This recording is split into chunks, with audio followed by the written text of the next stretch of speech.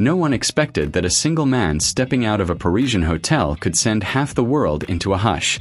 From the very moment the doors slid open, it felt as if the city itself held its breath. There was no grand announcement, no blaring spotlight, just the quiet electricity of someone extraordinary moving through the ordinary. Some fans said the wind changed when he walked past, as if Paris knew it would soon be missing him. They had waited in cold air and crowded silence, but the instant he appeared, time rearranged itself around him. Every footstep felt like a scene written long before the cameras arrived.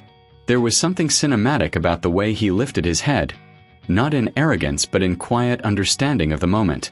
People who claimed they came only to watch from afar suddenly forgot how to breathe. Even the security guards couldn't hide the way their eyes tracked his movements with a mix of duty and awe. It was then the whispers began. Soft, breathless, and tinged with disbelief that he was really leaving. Long before that final wave, Paris had already decided it didn't want to let him go. From the first day he'd stepped into the city for Celine's grand stage, he had rewritten its rhythm. Headlines tried to keep up, but his presence moved faster than ink or air.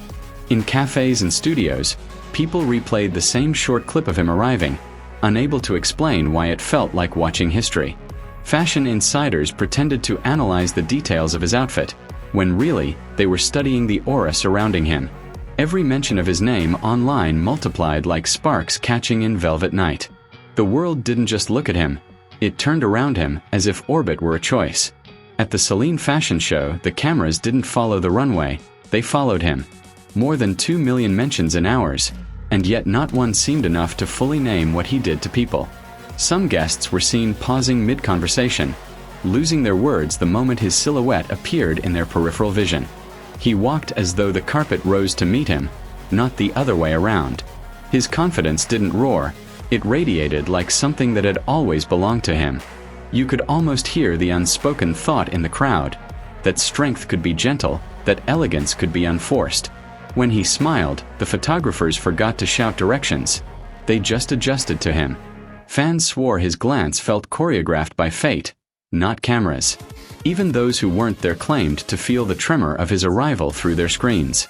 The sound of cheers outside the venue rose like a wave that didn't break, it carried. Some cried, some trembled, some simply stood still, afraid that blinking meant missing something impossible. And when he finally turned to leave Paris behind, it was the city, not the man, that looked unfinished.